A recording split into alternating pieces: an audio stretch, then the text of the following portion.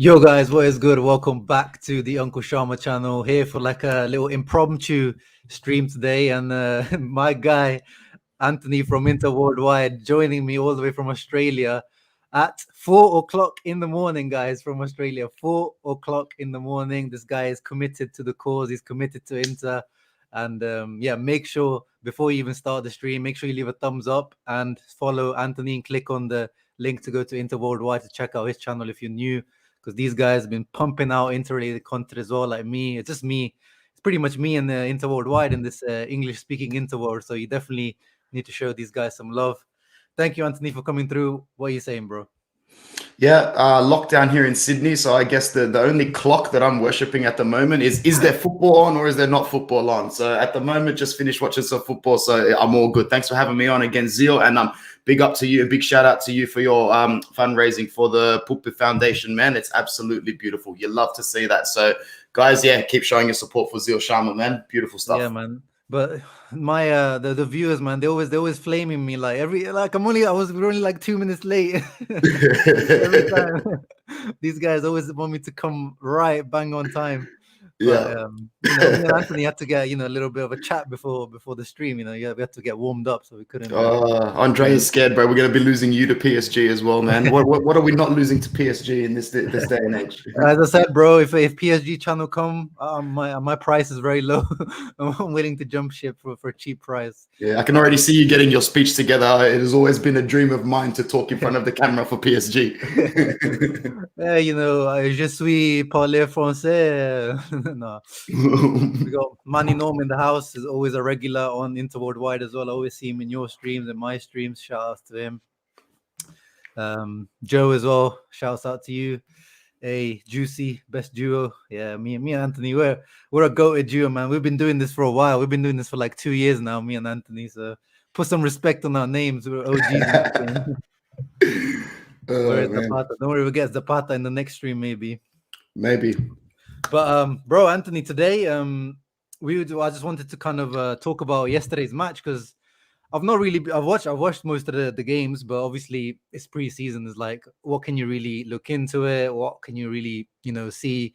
The teams are always like, the internationals come back really late. The Inzaghi didn't really have the squad till about 2 weeks ago. But yesterday's, it's the last friendly before things get serious. So I usually try to look at this one, and I wasn't actually able to watch all of it because of the stream. It wasn't like being streamed properly, and I watched like the replay today. But there was some good football yesterday, Anthony. I was impressed. What did you make of it? Did you watch it? Yeah, 100%. It was our first opportunity to really forget and break away from the Antonio Conte, Romelu Lukaku shadow. When Conte leaves and Hakimi leaves, you're still left with Big Rom the Strong, who can lead anybody into battle. So I think we lost part of our identity, but we were still clinging on to something, and rightfully so. Big Rom's a beast. But with Rom leaving, I really feel like we're finally about to embrace the fact that I guess you could call it a year zero, albeit with a much more positive monkey on our shoulder, that being a 19th Scudetti. At the end of the day, man, we're starting fresh with a new manager and a new sort of outlook, but I still see the continuity. I still see the familiarity in the personnel on the pitch. I'm very, very excited to break into this new tactical identity, man, because as the dust has settled on our whole transition, the biggest positive I could take from all this is good luck being able to predict us on the pitch next season. Under Conte, we had the best in the business on the pitch. But I said this before, don't forget, Zio, how many games last season did the clock tick to minuto 70, 75, 80, and we still had not found that winning goal, bro. We really needed that physicality, that tenacity, that Conte magic to get us over the line. There ain't none of that anymore, man. We're playing for the right reasons, and I'm ready for LIMONEBALL, bro. Let's go. It's looking good. Literally, bro, LIMONEBALL. I like the name as well. Or we can, if it gets really good, we can step it up to limoncello. Yo. Get a little bit of a little alcohol, a little zing in there. That's it. But yeah, if we can have a look at quickly the highlights before, hopefully I don't get copyrighted for this. But look at the amount of chances we create as well. This is what's really impressing me. Barella and like the midfielders are getting a lot more shots, I feel like, in these friendlies. What do you think?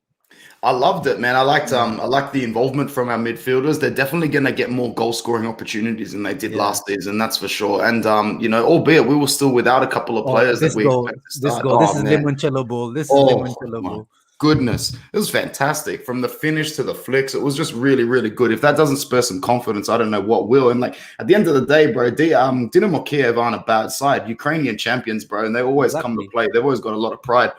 These sort Yeah. of Balkan sides. So big up to us for making that game look probably a lot easier than it was on the pitch. Yeah. But yeah, we were never gonna show any signs of weakness in that game. I think we wanted to prove something.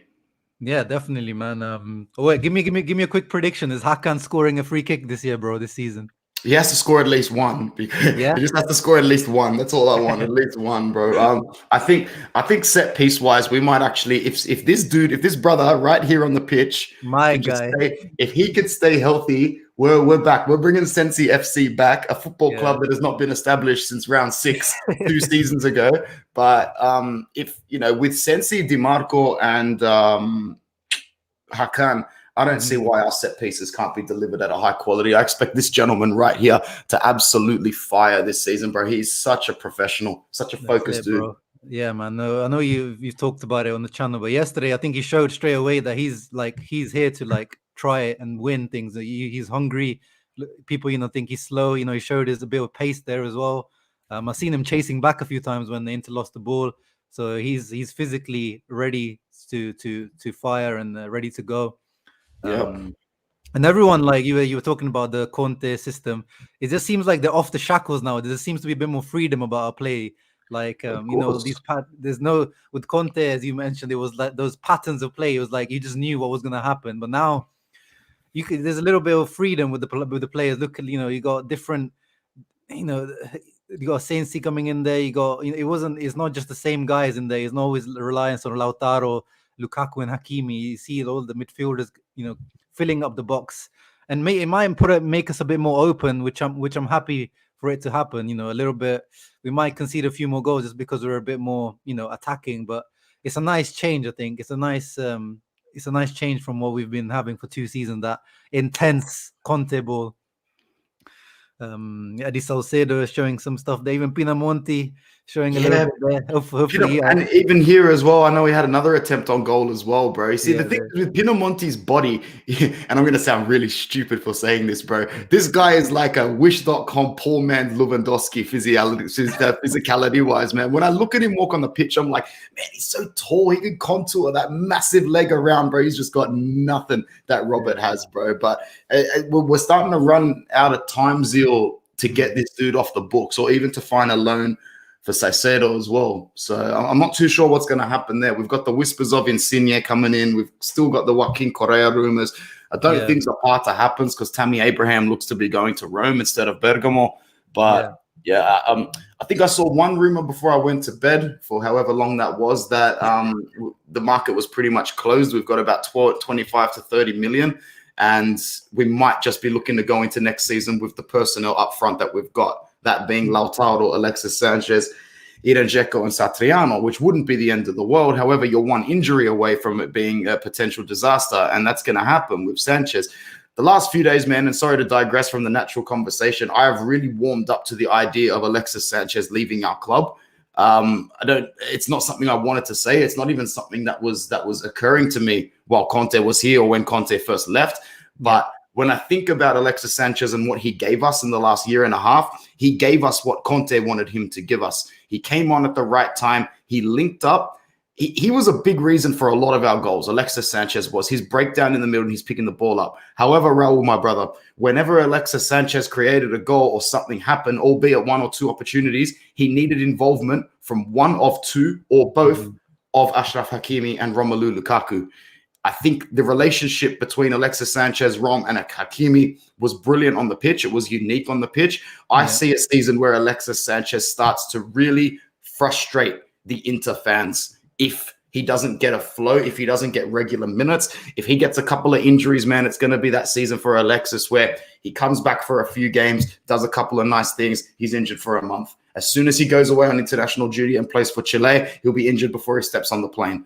The rumors that came out of us getting him off the books for Insigne in a swap deal, I don't think either of us thought it was true. I would have entertained it. I've already done the PlayStation maths in my head overnight. If we can get Sanchez's wage off the books and you get someone else like a Correa or an Insigne in, I'm all for that. But yes, I will say I do sound a little silly because I know Insigne will cost us 6 million a year. Sanchez is costing us 3.5 because he's stretched his 7 over 2 seasons, I believe. But either way, that's still millions of dollars we could get off the book. What do you think, Zio, man? Like, are you willing to part ways with this guy, or you're happy to keep him there for that injection of flair next season? Yeah, I mean, I was, remember when last January was the Dzeko Sanchez swap? Yeah. I wasn't saying I was for it, but I was saying if it does happen, I'm not against it because everyone seems to always lambast, Sensi for his injuries, but no one seems to do it for Sanchez because this guy is just almost as bad as Sensi, and he earns. And I don't think he has stretched his salary. He still earns 7 million. The guy, so he's one of the high earners in this team for sure. So your calculation is correct. Like if we manage to get rid of this guy, you save a lot of money in wages. And he's 32 years old, and his injury record now. I'm just going to pull up his transfer marked injury record.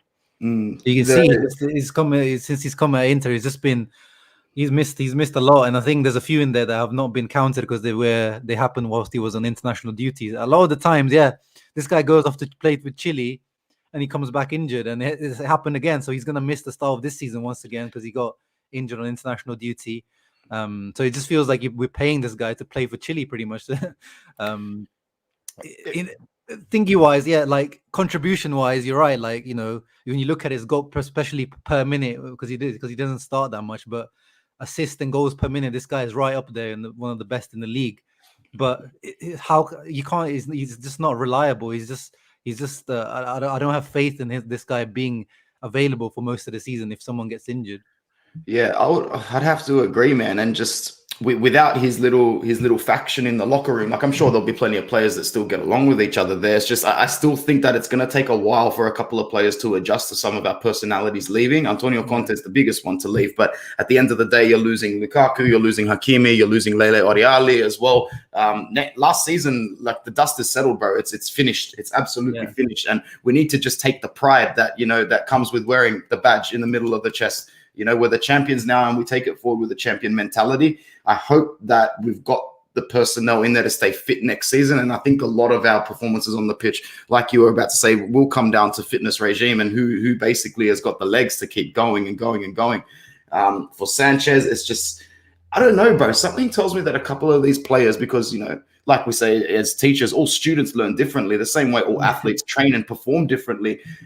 We've lost Pintus, but I see some of these players that have been, trained to the absolute shithouse, maybe improving a little bit. I mean, if Sensi can stay fit, that would be fantastic as well. If our back three can go injury-free this season, and if we can maybe just make sure that we're not losing too many wing backs, I think that we've almost got more depth and quality in depth this season than we did last season. I'm looking at players on the bench and like, ooh, we've actually got a team 0.5 now. We've got a team and a half. We haven't got 2 teams just yet, but we're getting there. We're actually getting there. We've got players that can come in and take a man's spot. So I'm excited about that. And like, if it really means that Sanchez has to go, I see it as an opportunity now to let him go.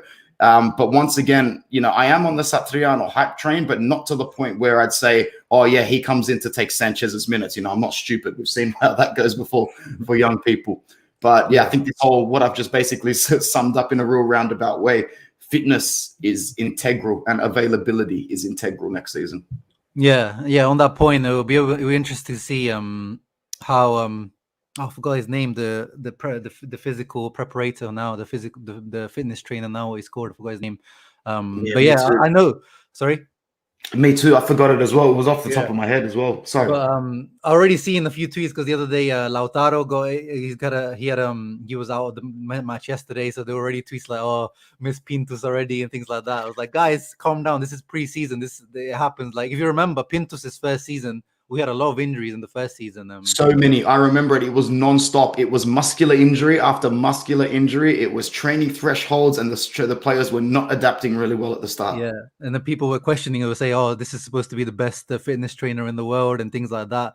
But that's the thing with these things, guys. Like these guys come in, they have to adapt to these new players. They have new different bodies. Like these guys studies the bodies. They have a chart for each player. They have like the body composition, the blood, glucose levels, or sugar levels, all these things. Like they have to build up all these things from scratch, which obviously they must have. The last team must have left the last data and whatever, but they have to come in with their new methods, new techniques. Maybe it doesn't fit this player, maybe it fits this player better. So we'll have to give these guys time. I don't want to cry every time we get a muscular injury and say, oh, Pintus, all this. Like next season, I can guarantee you, because I'm saying it here on camera, so I have to be accountable. I'm going to be way less emotional than we were last season and the season before. I'm going to be so open and welcoming to errors. And like, I know that sounds not unlike me, but this is an experimental season. Kolarov gifting them a penalty. It's right. Oh my God, maybe not that far, bro. But I'm willing to forgive and forget a couple of shortcomings this season, because it's only season number 1, bro, under Inzaghi. And I can already tell in the grand scheme and context of things, this year 1 under a new manager, it's actually going to look like a good one in comparison to a lot of teams that have to start again. I'm really confident for our boys. I'm already, this might sound lame, I'm already proud of the way they've adjusted to such a shit show in the back room. Some of these players didn't necessarily deserve to break their backs, win their first trophy, and then have it yanked from underneath them the way it was. Yeah. So I'm very, very proud of some of the mental resilience of our squad. Yeah, man. Especially I've mentioned Inzaghi. He hasn't uttered a word yet. I could imagine that someone of the, not even just Conte, even Conte, would have been crying already. But even other managers out there would have been moaning and stuff already. This guy been quiet, hasn't said anything. Just is getting on with the job. I'm sure if Marotta and Ozil don't give him the team that he wants, he will say something, because he deserves. Like this guy is getting, this is not what he probably was expecting when he first came in, but he said nothing. He's working hard. Everyone, I'm hearing good things. Apparently the players are all very impressed by his methods and his commitment and training methods. So I'm actually very positive going into this season. Just to watch this breath of fresh air now. I don't know how you feel, but I'm actually feeling quite positive. I don't know if it's just me being a positive. No, you summed it up. You summed it up well with one quick sentence, like head down, working hard. That's what I see from Inzaghi. Like, smart guy, probably took this job knowing what sort of media reception awaits him. He still had a semi-rough time dealing with media and whatever at Lazio, but let's not compare Lazio to being at Inter when it comes to this sort of stuff. So I think just Inzaghi, he's just really come here with one job and one job only. Work as hard as possible, because I think he is trophy-orientated, man. He got his couple of Coppa Italias at Lazio. He had that season where he stretched Juventus all the way basically to match day 30, match day 31 before falling off. We all knew they weren't going to keep the legs forever, but that was very, very impressive with the squad he had.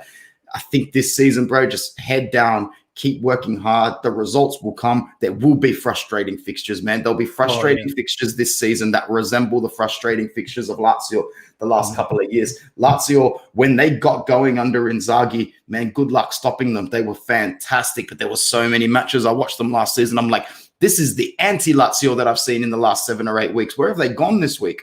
I think Simone Inzaghi will learn at Inter with more players at his disposal. I think his in-game changes will improve. That will see a change in Inzaghi. His in-game changes will improve, because his substitutions at Lazio sometimes were dumbfounding, bro. I remember a couple of games last season where he would just pull players out no matter how well they were playing. And I think the most notable one comes to mind when they were 2-2 against Milan and they basically gifted them that goal right at the end.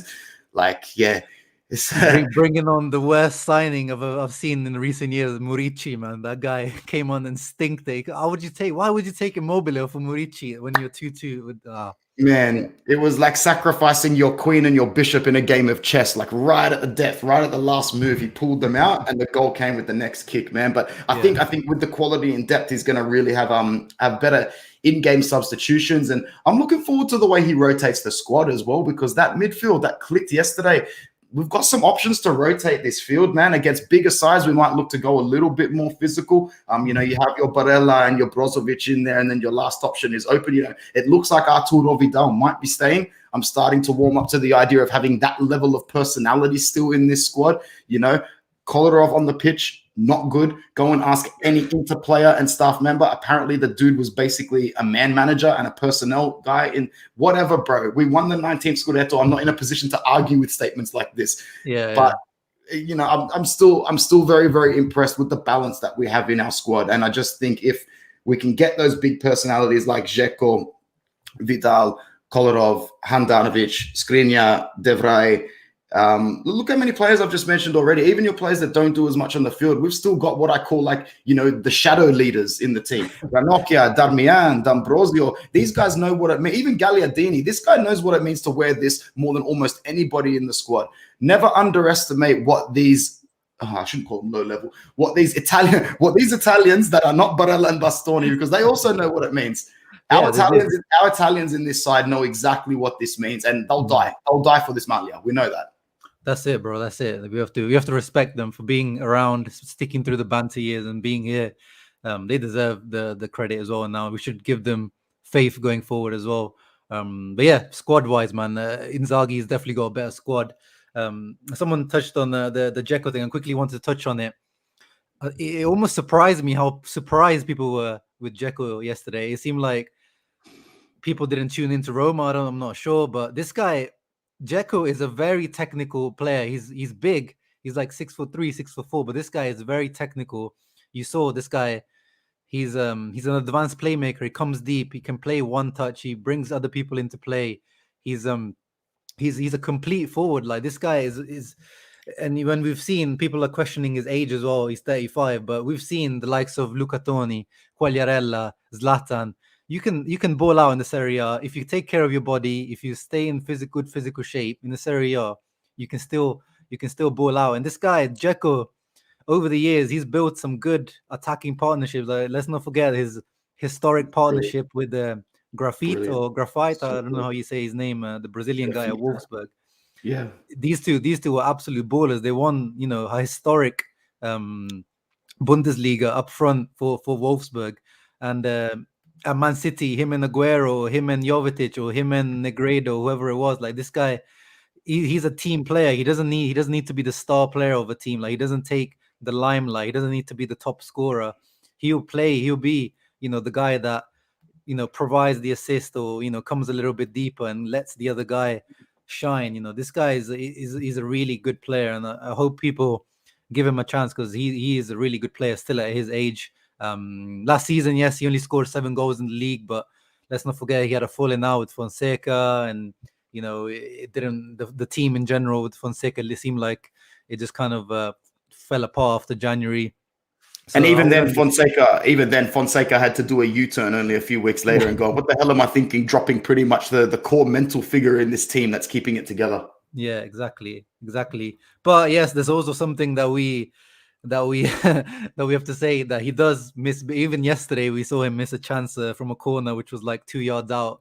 It seems to be just a thing that you just have to get used to. It's like the same with Lautaro. It's you can't get it out of a player. Like, if it's within him to miss these kind of chances. Over the years, he's gone viral a few times with some really bad misses. I think it's just like that, built within his DNA. But if he's able to bring other players into play, the technical level from him and Lukaku is already increased. This guy, the way he touches the ball, the way he'll bring in people into play, you'll chest the ball down, you can lob it up to him and he'll just bring it down. De Vrij has struggled against this guy many times whenever we played against them. So give Dzeko a chance, guys. Let's not, have him down as like some sort of bum. Maybe I wouldn't go as far as say Dzeko capocannoniere. I'll be happy if he gets like 15 goals, to be honest. If he gets 15 goals, like similar numbers to what Lautaro got last season. So what I'm expecting is Lautaro to step up to the Lukaku level, get it, 20, 22 goals. And then if Dzeko can get to 15, 16 goals, that's the kind of level I'm expecting from these two. What do you think? I'm more, like as you said last season, bro. Dzeko's season was disrupted. Roma's season was basically in the pits before January. I'm not even gonna call that like a real season for him. But no, we've been on the Dzeko to Inter hype train for as long as we've been doing videos. I've still got a video on private on my account from last year, like literally from 14 months ago, Dzeko to Inter, because I thought it was actually getting done. It's still there, just waiting to be ticked over. But what I'm really hoping for, bro, I wanted to touch on this, is that there's a certain amount of pride and professionalism that comes with being, Eastern European. And so like even though their legs might not be communicating it, their brain is still telling the likes of Kolarov, Perisic, and Dzeko, like, you're here to win. You're here to bring pride to your name, your country's name, your club's name. Like, there's a level of professionalism that even comes with the most Patsa Balkans like Brozovic, bro. That guy's an absolute clown. You see him with his little plastic toy gun going like, Dove Nico? Like, where's Nico? Oh my God, bro. You need people like that. And I feel like if Brozo left, the energy in the locker room would dip way more than if Lukaku left, man.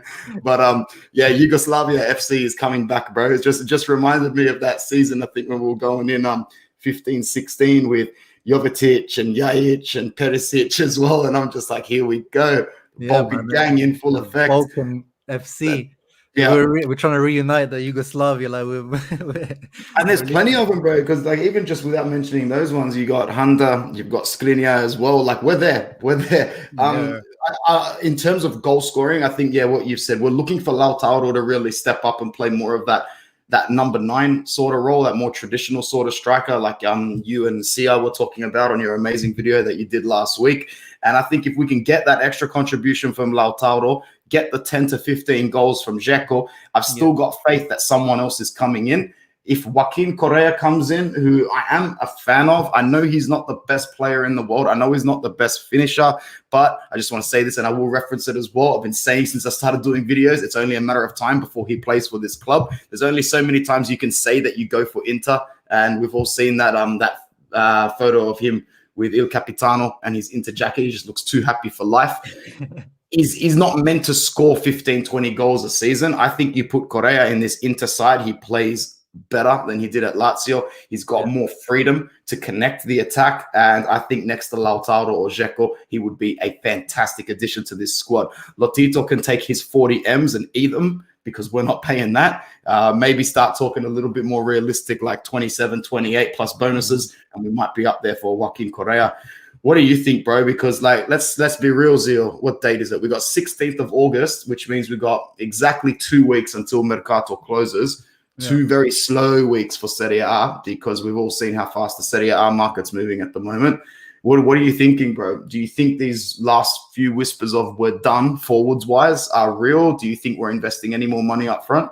No. This is going to be a hot. I think it's going to be a hot last few weeks. This is when Serie A had money to spend, the most of the business happens in the last week. Like it's I don't know if it's just like laziness, they can't be asked to do it early, or it's just like they know there's better market opportunities.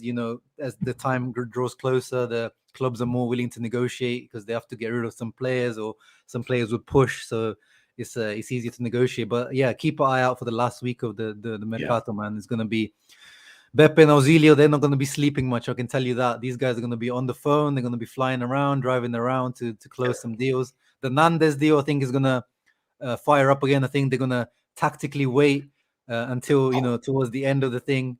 I was actually going to ask you about that, man. That was one thing on my list to ask you about. Like, what do you think's happening with that? Because if I was Nandez, I would be hella pissed. Man came out and said, "Don't block my move to Inter. This is the last part of my dream." And then whose fault this really is, bro? It's only one person in the world's fault, bro. It's Raja Nangolan's fault. He is the be-all and end-all of everything that is bad from Sardinia to Milan, bro. And the fact that he's back in Antwerp, where the only thing I remember from Antwerp was like how good the dock was over there, bro. You can just stay there, bro. Stay in Royal Antwerp and just Bro, he's found his level now. That's his level. Oh, bro, you're telling me he found his level. But like, I want to know what happened in the background as well, because he's such an asshole. It wouldn't surprise me if he called Cagliari and went, "You know what?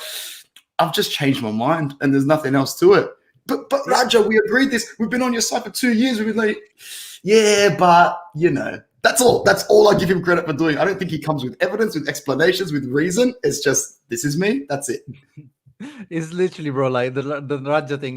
Like, we both made so many videos on this guy. I just don't like wasting too much breath on him. But it's so funny. Like the guy is just so hilarious.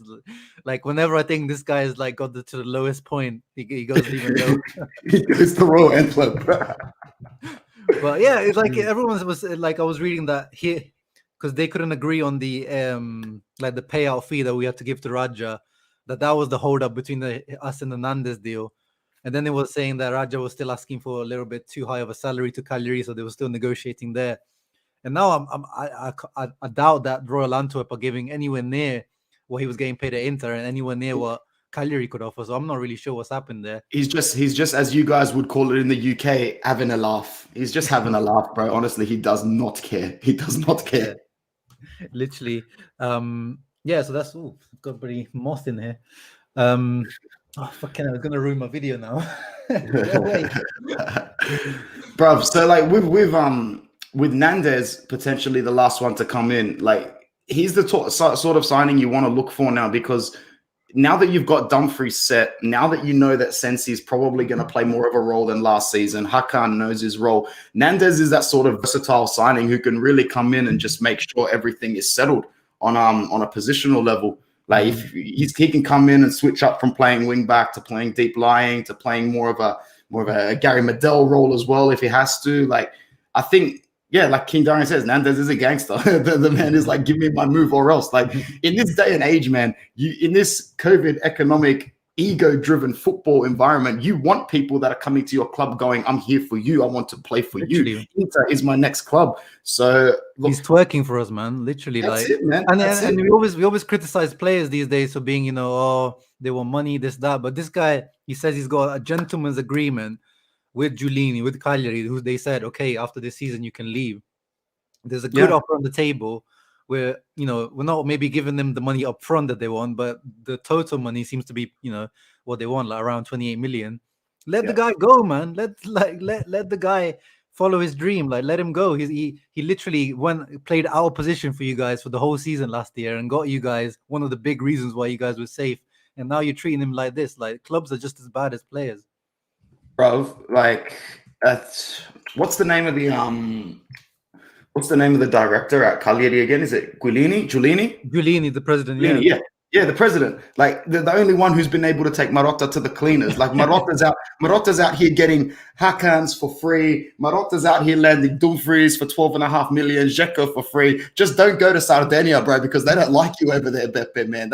You can't bring anything over there. And I reckon the Raja Nainggolan thing is sort of just the nail in the coffin for Cagliari trying to do us any sort of favors, even though it's actually got nothing to do with us. I think we've been doing them more than enough favors. So yeah, Cagliari, we just got bullied by, you know, Raja once again, and Nandez unfortunately is going to have to cop some of that backsplash. But as you said, Raul, it's going to pick up, bro. And I see Nandez being that sort of Uruguayan tenacious player that's just like, you know what? I will sit on the bench and drink water until you get me into Milan, man. It's the last chance for him to get a big move. It's probably a move that he thought at some point last season and the season before, I might not ever get again. I think he just wants this opportunity. He's going to get it. We're going to get it. Beppe will get him.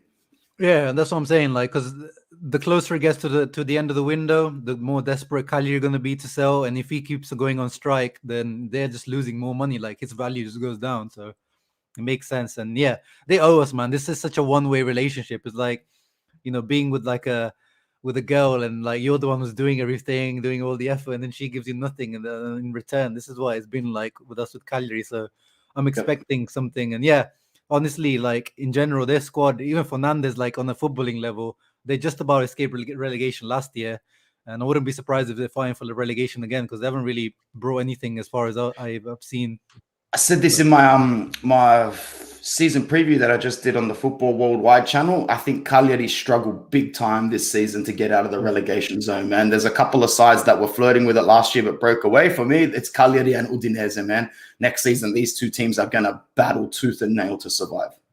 Yeah, make sure you guys check out Football Worldwide because they're making, you know, top 5 European league content. You know, obviously Anthony's the Serie A expert on there, so yeah, go check him out. Premier League, Ligue 1, La Liga, all that kind of stuff, right? I wouldn't say expert. I'm just talking about it, but all good, man. The amount of people spelling Dumfries' name wrong is bizarre. I'm gonna make sure I never get that one wrong. I'm just gonna think of how are they spelling it. I've seen heaps of people spell it with a PH. Oh, right. Yeah, it's Dumfries. Yeah, Dumfries. So, what are your expectations of him, man? Because I actually didn't know until they put the tweet out that he was the captain for PSV. I knew he was one of the fan favorites because I know he's got like a chant with the crowd, and I know he had a big season for them last season. Like he's one of the leaders. I actually didn't realize he was the captain, man. And I think that actually needs bringing up. Whenever you get a captain from a side, that's actually a talking point, bro. Do not undersell that characteristic for the world. When I found out yesterday, I was buzzing. Like, I'm like, holy shit, this dude was the captain of Eindhoven last season. Whoa, that's big money right there. Grande Don Beppe. And I'm going to mention this in my video today after we do this. I'm like, did Don Beppe really just go to PSV and yank their captain for 12.5 million? Bro, and yeah, he got him to train by himself and basically also force a move. Yeah, he basically did a Nandez as well. He's pretty much like out of the squad, just training. But that's why he didn't get called up to the latest Holland squad. He's been left out because he hasn't been able to train properly, which makes sense. But yeah, no, this guy has been captain for a few years. Only 25, and he's already been captain for a few years. And Dzeko as well. Let's not forget. No, Dzeko's armband was taken off him, but this guy is, we've brought in two captains basically, so we've brought in some leadership qualities with these signings. So shout out to Don Beppe as usual. And do you see his video? We had a bit of a nice like a drippy video, like like those type of Benzema type videos. So as long as he doesn't turn out like another Lazzaro, your boy, fanciest intro ever to Inter, like the biggest baller you've ever seen come into Inter. Oh, bro, man, it was looking like, I thought it was AJ Tracy for a second when he signed there. Came through with the Drake song in the back. He had the Lamborghini in the video, the pool house in Miami. I don't know where it was, LA. I was like, yo, finally we got some drip at Inter. That's all literally all we got, the drip. Yeah. 3 months later, and then 3 months later he was on loan. What do you do? Speaking of Nagatomo, apparently he is on talks to come back to Genoa. So you might see Yuto-san back in Serie A. What the hell? Where was he even playing his football the last couple of years? Is it still Galatasaray? I can't remember. Is it either Galatasaray or did he go to Marseille afterwards? I think he went to Marseille. Yeah. He went to Marseille. To be honest, I haven't heard of anything from him since he went to Marseille. I know he was really liked in Galatasaray. Such a gentleman, bro. Such a gentleman. Yeah, he was like the original Brozovic of the dressing room. Everyone loved him. He deserved a better era, bro. Oh, well, I don't know, man. I'm not as I like him as a person, but I wasn't a big fan of him as a footballer. But me either. You remember that GIF, that meme of him calling for the ball from Biani for oh my god. The one thing I want to touch on when you were talking about the Yugoslavia earlier, Perisic, I think over the season I've said this, I think DiMarco is going to overtake Perisic maybe, but I think Perisic is still the starting left wing back. I think we've seen from the this last friendly, I think the people that kind of started in this friendly, I think would say are the ones that Inzaghi is probably looking to start, like the starting, obviously because Lautaro wasn't there and Satriano was injured, so we don't know about the front two because since he had to play that kind of weird role behind Dzeko. But I think Perisic is going to be the starting left wing back for sure, and then I think DiMarco over the season, I think is going to win over with his crossing ability and his attacking ability. What do you think? I think he's won over Inzaghi already, and I think Inzaghi knows. I think everybody knows that this guy is the future starting left wing back, but not many managers in the world would not start an Ivan Perisic in match day 1 or 2, just for that continuity, that familiarity, that the fact that Perisic can make 1, 2, or 3 mistakes in the first half, which he probably will, and that won't affect this whatsoever. Ivan knows what to do. You don't want to put DiMarco in, and the first thing he does is misplace a clearance, or the first thing he does is lose a challenge, and then before you know it, he concedes a goal. Not to put it all doom and gloom. I think he's in for a big year. It's just that you can be conservative in this position with Ivan Perisic, and that was such a big reason why fans like yourself and myself and almost everybody that I've spoken to wants Ivan Perisic to stay. Like, it's the kind of player that you really need to hang on, not only for the relationship that he's got in the dressing room with Balkan FC, and it's just his professionalism, bro. He wasn't necessarily happy at Inter for a long period of time. He did the right thing in the Mauro Icardi saga. He went, got his loan, won his treble, came back. There was such a massive part of that treble that translated into his performances for Inter under Conte, just that professionalism and being goal-orientated. bringing Perisic on with 20 minutes to go this season is going to be an effing disaster for the other team's defense. They are going to struggle big time. If you're dealing with DiMarco for 70 minutes and then you get a break from him, but you see Ivan Perisic warming up, more power to you, man. Exactly. And the thing I like with Inzaghi is, imagine if Conte in the situation, because with Satriano out and Lautaro out, he would have put Perisic up front. For sure. But Inzaghi, he wants technique. He wants techie ballers in there. He put Sensi in behind. You looked at this lineup, you're like, I'm not sure about this. But that 3-5-1-1, whatever you want to call it, 3-6-1, it worked. You just saw smooth, flowing football. And Conte would have tried to fit Perisic up there just because because he's an attacking player and he's big. He can sort of play that role. But I like with Inzaghi, he's kind of a lot more flexible with that. Do you think with Perisic staying, like we're talking about players like Insigne and Correa, but if one of Insigne or Correa comes in, do you think we're starting to overload that sort of wide dribbling sort of player in an Insigne, Sanchez, sort of Perisic look? Do you think? Because me either. Because in my opinion, right now I can see it going one or two ways. If we can bring in, as like you said, a techie sort of crafty player like Joaquin Correa, I can just see him slotting in all over the lines, bro. Left, right, in the middle, working with Hakan, feeding Lautaro, feeding Dzeko. You could play Dzeko and Lautaro, then take Dzeko off, switch Lautaro into the 9 and bring in Correa. You are effing gravy, bro. You are set. You are set right there, man.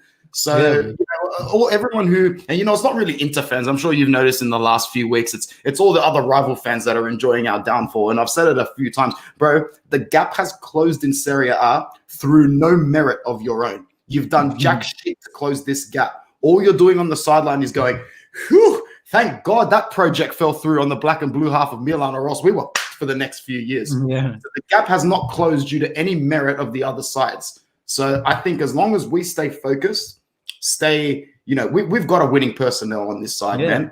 It's a season where we can afford to experiment, because I think a lot of these other sides, they can act cocky and they can act like they're ready for this new season. I don't think they're ready for this new season. I think a lot of these other sides, Raul, are 1 or 2 injuries or 1 or 2 bad games away from not a crisis situation, but like, don't tell me they're ready, man. I'm not saying we're 100% ready, but the way that they're all looking at us going, how you're going to drop from first or whatever, please, less of that, bro. Clean your own bedroom. It's still filthy.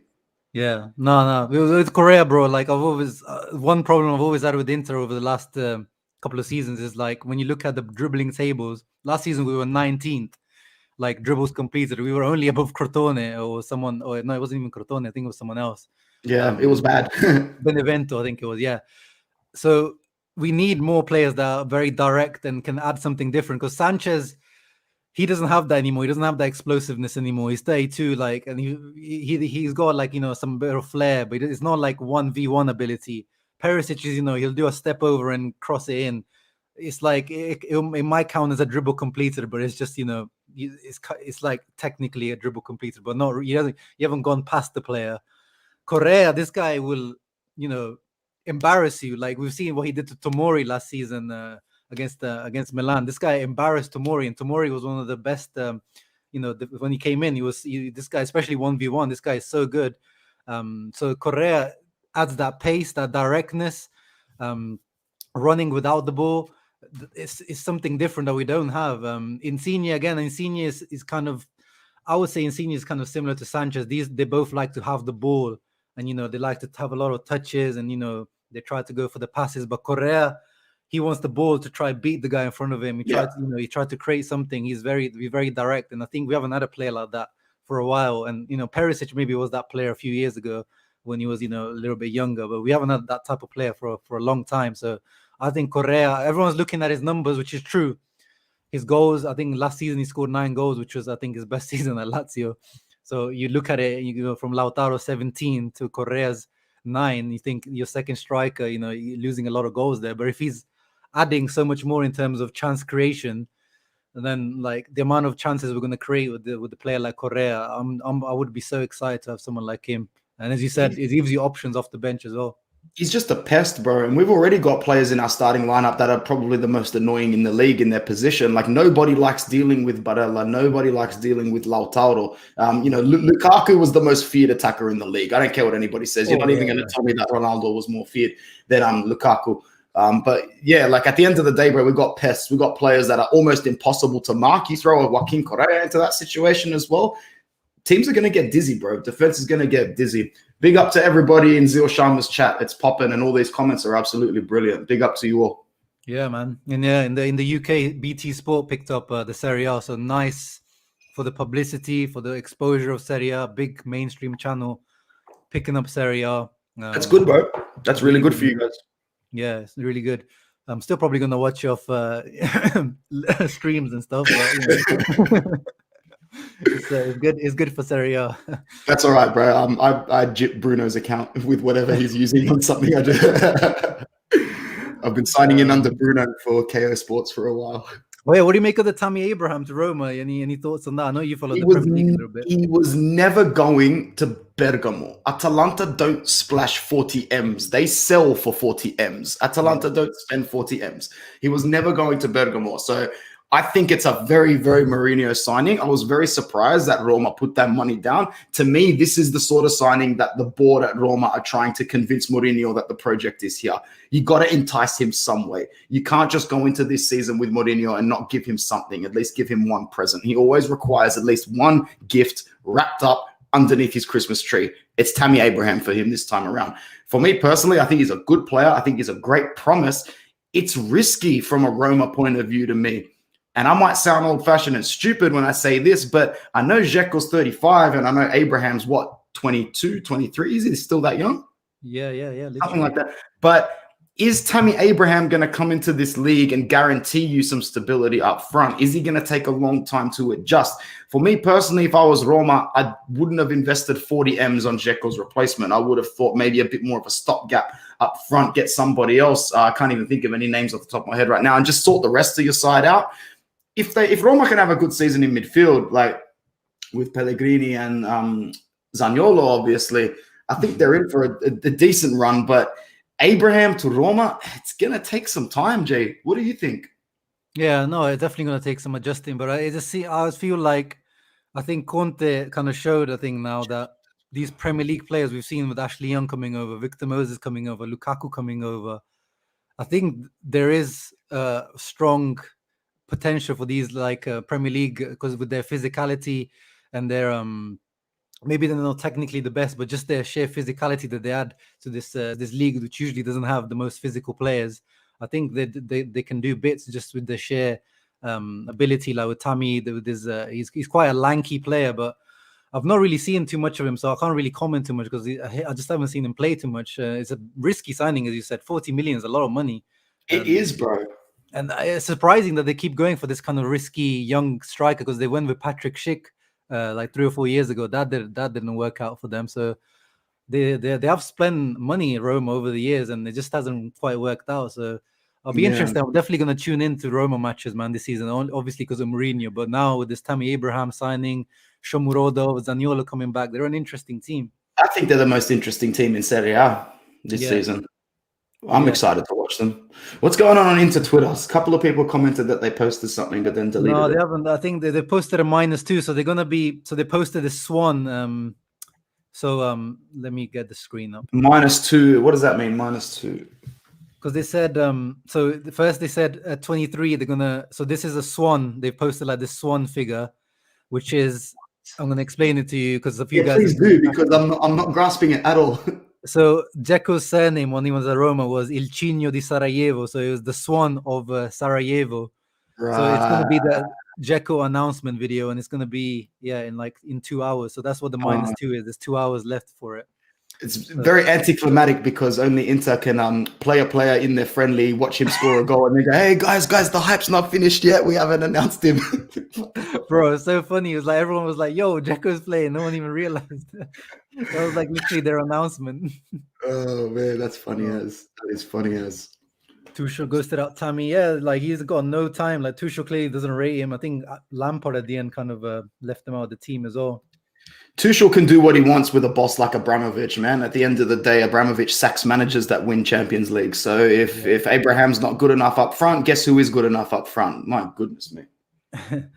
One thing I want to touch on, bro, before we leave, last thing, is this news that came out all of a sudden today about both Milan clubs are up for sale. This reporter called Carlo Festa from Sole 24 Hours, 24 Ore, said, I mean, I don't know why Inter fans are surprised. I thought it was pretty clear that we are up for sale. It's just that the offer, the Suning one, hasn't come up for it was only BC Partners that came through. But now he says that even AC Milan, Elia have done their work for the last couple of years, and now they're ready to sell. They've done well, bro. The Elliot have done well, bro. They came into that shitstorm of a mess, and they went, you know what? We have the model now. You guys don't have any expectations as fans, as players, as nothing. You listen to us. We clean up the club, and you guys just put your heads down and you work hard. And that's what the players did. It's what Pioli's done. It's what the board have done. I know that, even myself, people like to hang shit on Maldini as a director, but at the end of the day, losing a couple of your best assets for free is not ideal, but at least something that the Milan fans are on point when they say at least Maldini is bringing the traditional culture of Milan right to the front of the club. This whole no BS, like, we don't care if we look stupid today as long as we look strong tomorrow. I like that.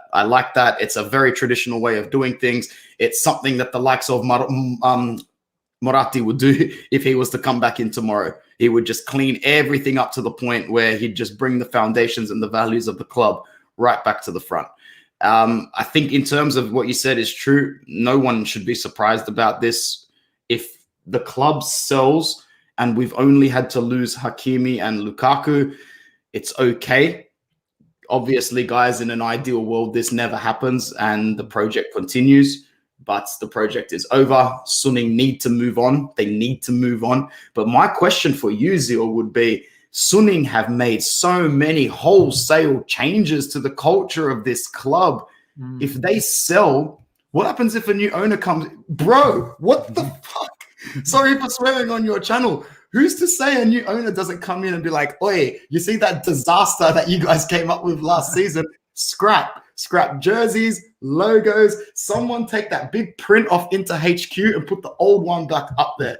I know it wouldn't happen straight away because, from a brand image and marketing point of view, that's suicide right there. Yeah. We just got a new sponsor and everything like that. But I don't know, man. I'm not really businessy and technical when it comes to this. How professionally can we handle this? How clean can we make an exit from Suning and stay competitive? We sit here complaining about how without, with Suning there, we've digressed now. Let's still not forget who got us there to begin with. Let's just remember that. I know it's a long time ago now to think like that, but I don't know, bro. The uncertainty of being sold as the season starts or midway through the season, it would be a little bit worrying. Or for you, are you just like, bro, the Band-Aid is already halfway off. Let's just rip it. Yeah, no, I always said, like, with people are always like the same with players, is like sell Vidal, sell Sanchez, sell, like, it's easy to say that, but it's like if you haven't got a person to be offering, like we've seen with Nainggolan, if no one wants him, we can't sell him. As Inter right now, BC Partners, they came in, and I would have been in favor because clearly Suning are too much in trouble. But they've been put off. There's too much link to China at the moment with Suning, like the sponsorship, the training ground sponsorship, that's Suning. So if Suning leave, that's gone. So a lot of the revenues have been like, they've done what, Man City, PSG have done, kind of, artificially inflated the revenues through using their own company and things like that. So when an investor looks at Inter now, there's a lot of depth, first of all. So Suning won apparently 600 million plus 650 or 700 plus, covering all the debts. You're talking about €1 billion investment when you're coming into Inter. So first of all, the amount of people out there with that much amount of money available, there's not many. But if, like, people were saying, you should have just sold it to BC Partners, but then BC Partners, they would have been like Elliot with Milan. They don't care about trophies or anything. They're just here. They're going to sort out their accounts. They're going to do what Tahir did. They're going to, keep things going, try to keep it to top 4, and then, sell it to the highest seller next time. Like, you have to find, like, one of those, like Suning. You have to find another, not Suning per se, but when Suning came in, as you said, like, their plan was very big. Like, we've seen, they spent a lot of money on Inter. Yeah. They've invested in infrastructure, in players, Marotta, Conte, like big wages, big salaries. Like these guys had long-term plans with Inter, but Chinese government, COVID, effed everything up for them and effed everything up for us now. But we need someone that's kind of more of a legacy owner coming in. Definitely, I don't want to see one of these funds coming in, because they're just in it for the short term to make you look better on a financial, on the financial scale, and that's it, and they leave afterwards. So Yeah. but that's the thing. I don't think Suning will care who it is. I think whoever comes in, they will give it to the first guy that comes in with the offer that they want. So I hope they do find someone that's a little bit more looking for long-term investment in Inter. But we've got no power in that. There's just not a very attractive investment at the moment, Inter, with all the debt and no stadium. Most importantly, that's why everyone goes to the Premier League and things. Is Italy with the bureaucracy, all these things, guys. It's just that's why no Arab. That's why there's no Arabs in the Serie A. It's like they're like, I can't even know my stadium. Where am I going to park my helicopter? Literally, bro, like this was a big part of our discussion on the first video we did yesterday on Football Worldwide. We're supposed to do a Serie A club by club season preview. I think the video got to about 10 or 11 minutes in before I said, guys, think about it this way. We're 10 minutes into a season preview and we haven't even started talking about the first club yet. All we were talking about was the horrendous situation that Italian football is in, to the point where we're not going to come back from it anytime soon. There is more money being fluctuated around the Dutch, Portuguese, Belgium, and Turkish league at the moment. It's an absolute disaster, Zeal. Like, it's so embarrassing. Inter is an embarrassing state of affairs at the moment, but don't sell yourself short, Juve. You haven't offered more than 5 M's up front for Locatelli, the most informed defensive midfielder on the planet. 3 years ago, Juventus closes that deal before the Euro starts. They still can't get their meeting right. Milan selling off their assets for free. Napoli haven't registered a shirt sponsor yet. Sarri is coming into a Lazio side. They are going to take so long to adjust to his style of play. Italian football is in the pits, and it's a shame because BC, before COVID, we were on the rise, bro. Ronaldo put it on the map. We had Lukaku with his little Rock Nation demeanor coming in. Things were looking up for Italy. The problem is, as you would know, as all Italians know, Italy does not have an insurance policy. It does not have a plan B. If things don't go right, it's like a global margin call for this country. It's bad, bro. That's why I'm so happy that Italy won the Euros. And after watching us do well in the Olympics, I'm like, Italy did not look like a nation that was going to ball out sport-wise this year, but they did. Hey, man, Italian won the 100-meter race. Like, that's when you know things are changing. Bro, that 4x4 relay where England was leading 90% of the time and Italy jacked them right at the last second. I'm like, bro, this is the most poetic thing I've ever seen in my life. Someone put a meme up. It's a British guy, and he was like, damn, man, Italians really took that football's coming home shit personally. It's not funny anymore now. Yeah, bro, those guys, they deserve that. That got annoying real quick. Yeah, I think in some countries, I think in the Middle East, it's going to be streaming on YouTube. So streaming Serie A on YouTube. Yeah, because in the Middle East, we weren't able to. Usually, I think it's beIN Sport in the Middle East, I think it's beIN Sport in the Middle East, but I think they weren't able to find an agreement this year, so it's just going to be on YouTube. So how's that going to work from a legal standpoint? How are they just going to stream it? Are they going to say that people need to pay for YouTube over there? What's the go with that? I don't know, bro. I guess we might need to get a VPN, get some Middle Eastern VPN in. Straight up, man. Don't worry, well, I'll put up with the Arab commentary. Don't worry, it's probably more exciting than anything else. But yeah, exactly. But yeah, bro, we've gone on for pretty much an hour. We've covered loads of topics. We digressed on a lot of topics as well. But that's why I have you on, man. Just have a general chit chat. There wasn't really a structure to today's. It was just hyping up a LIMONEBALL, guys. It's not all doom and gloom, guys. It's not all doom and gloom. It's you'll be all right, guys. You'll be all right. Just not turn your expectations down just a little notch from last season, and then you'll be fine, guys. This is Inter. You have to live with the ups and downs of this crazy ass club. What can we say, man? We've been here before, SA. This is nothing new. We have been here before and we'll be here again. We have lost names. We've lost many things, bro. Bro, We were I know I was so young, I didn't realize the magnitude of this. We won the Champions League, and 30 minutes later, Jose Mourinho was in Florentino Perez limo going, fuck off, bro. Imagine if there was Twitter back then, when Mourinho literally hugged Materazzi crying and left the taxi. What the hell? It's nuts. It's nuts. Yeah. Life before social media, I swear to God, man, it must have been a lot easier for some of these big name men in the world. Literally, bro. Imagine. And then doing that summer when like there was offers for Milito, there was offers for Maicon, and Moratti gave him even fatter contracts. And then, we ended up, it happens. What happened. We all know what happened afterwards. That's it, bro. That's it, man. They can never take it away. They can never take it away from us, bro. You can't change history. Yeah. But thank you, Anthony, bro, for joining me. And yeah, guys, I think Anthony says he's doing a stream later on his Interworldwide channel. So make sure you guys check it out when you're doing that. I'm going to do it in literally 40 minutes, 45 minutes. So if anybody is in here and wants to listen to pretty much this entire conversation happening all over again with somebody else, I'm going to be hosting it on Interworldwide. Pretty much same thing. We talk Dzeko, we'll talk DINAMO KIEV, and we'll basically thank you. Thank you for setting up a verbal blueprint for me this morning. I don't have to think of anything. Yeah, man. Nah, appreciate you, bro. Appreciate you for coming through. Appreciate everyone, obviously, for coming through. 55 people, guys. Make sure you leave a thumbs up before you leave the video for the algorithm and all that good stuff. And yeah, we'll be keeping you up to date. The build up to the Genoa match, I'm going to be trying, give out some content, match preview, of course. And Mercato is going to keep us going till the end of the month. So, ciao ragazzi, Forza Inter. Forza Inter.